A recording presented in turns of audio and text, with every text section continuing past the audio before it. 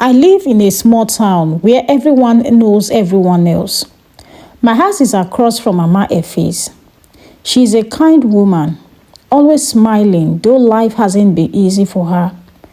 She lost her husband many years ago and raised her daughter Ada, all on her own. I often watched them from my window, and what I saw always broke my heart. Ada was Mama Effe's only child, her pride and joy.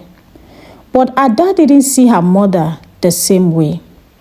To her, Mama Efe was a source of shame, a poor market woman with rough hands and old clothes.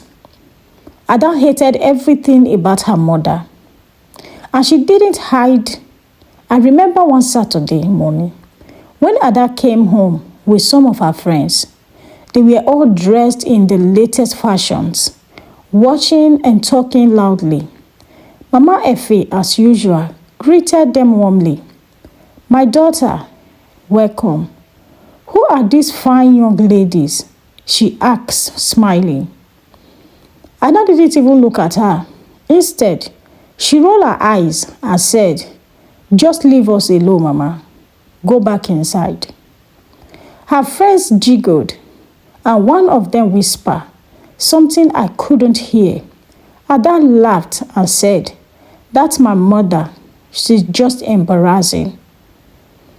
Mama Efe's smile faded, but she didn't say anything.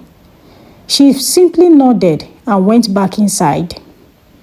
Later that day, I saw her sitting outside on a small stool, staring at the sky. She looked so tired, but her lips moved silently, as if she were praying. The worst moment came a few weeks later.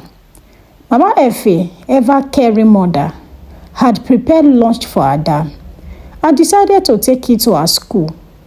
She wrapped the food carefully in a basket and walked the long distance under the hot sun.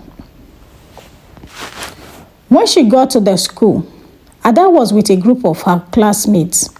As soon as she saw her mother, her face darkened. "Mama, what are you doing here?" she shouted. "I brought you lunch, my child. I know you didn't eat this morning," Mama Efe said softly.